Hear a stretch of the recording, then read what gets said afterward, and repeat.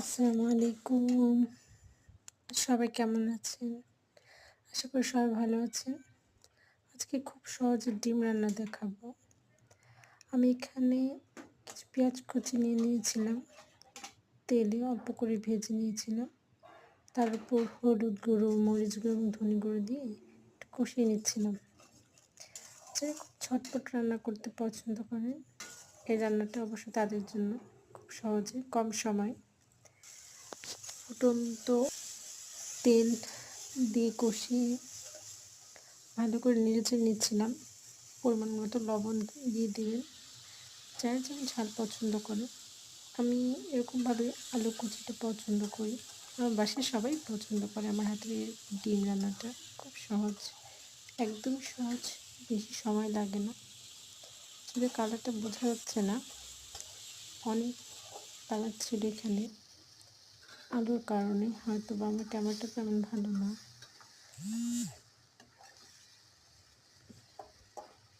কিছুক্ষণ আলুগুলো কষিয়ে নিয়ে ছিলাম ভালো করে নেড়েচেড়ে আপনাদের যেমন যাদের পছন্দ একটু করে দিতে পারেন। তারপর পানি দিয়ে দিবেন পরিমাণ মতো, যার যেমন পছন্দ। আমি অনেক ঝাল খাই তাই অনেকগুলো কাঁচামরিচ দিয়েছিলাম। তারপর এভাবে ডিমটা কেটে দিবেন। ডিমের মধ্যে অনেক মশলা যায়, যেহেতু আমরা দুজন মানুষের জন্য সকালের নাস্তা এটা এনাফ। 3টা ডিম আমি কেটে নিয়েছিলাম। আমার খুব পছন্দ ডিম এভাবে রান্না করা।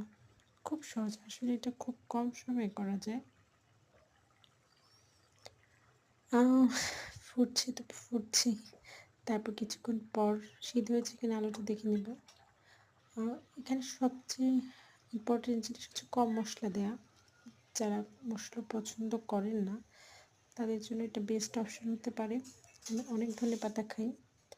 ধনেপাতাগুলো একটু বড় বড় থাকলে আমার পছন্দ, সেজন্য বেশি কাটিনি। এই তো আমার প্রায় শেষ হয়ে গেছে রান্না, আপনারা দেখতে পাচ্ছেন। আশা করি ভালো লাগবে রেসিপিটি।